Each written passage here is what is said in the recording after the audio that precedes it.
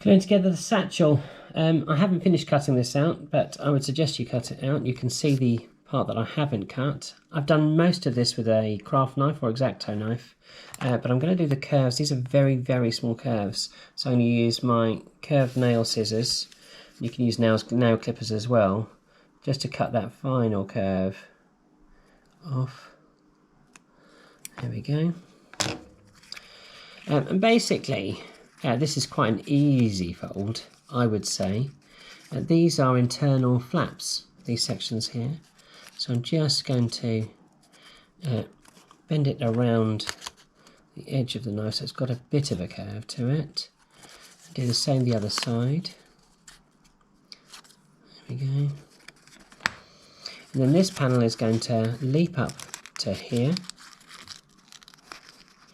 And then this is going to sit like so. So to start off with, we need to glue these sections in place, like so. Oops.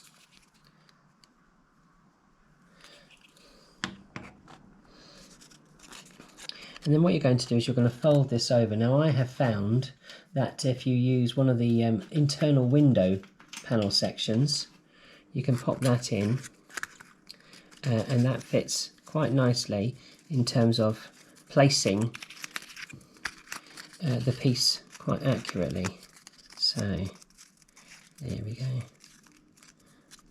Nice. There we go. And it means I can push down really hard there. Pop this over the other side. Push down quite hard.